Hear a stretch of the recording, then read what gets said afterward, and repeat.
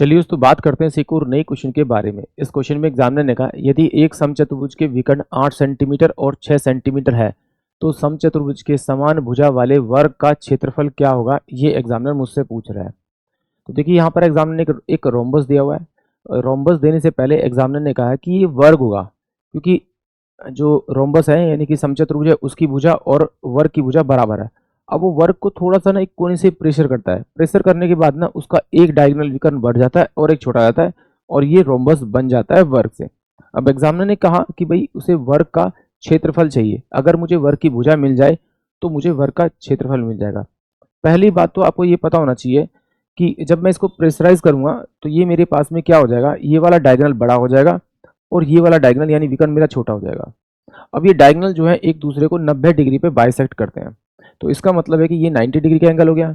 अब एग्जामिनर ने कहा भाई एक डायगोनल जो है मेरे पास में 8 सेंटीमीटर का है और दूसरा 6 सेंटीमीटर का है, और ये डायगोनल को एक दूसरे को बराबर बराबर दो पार्टों में, इक्वल बराबर बराबर पार्टों में डिवाइड करते हैं।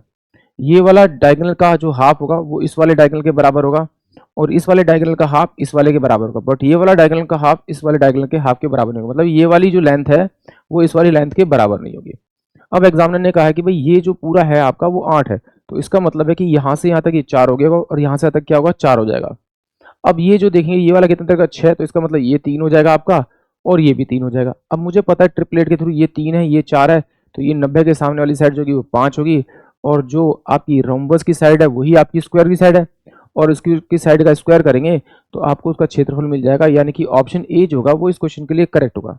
एक बात और आपको समझनी पड़ेगी कि जो रोम्बस का एरिया होता है, जो रोम्बस का एरिया होता है वो वर्ग के एरिया के बराबर नहीं होता, बराबर नहीं होता, क्योंकि यहाँ पर हम डायगोनल का प्रोडक्ट करके एरिया निकालेंगे d1 इंटू में d2 यानी डायगोनल 1 इंटू में डायगोनल 2 अपॉन में 2 करके, और वहाँ पर साइड का स्क्वायर करके निकालेंगे।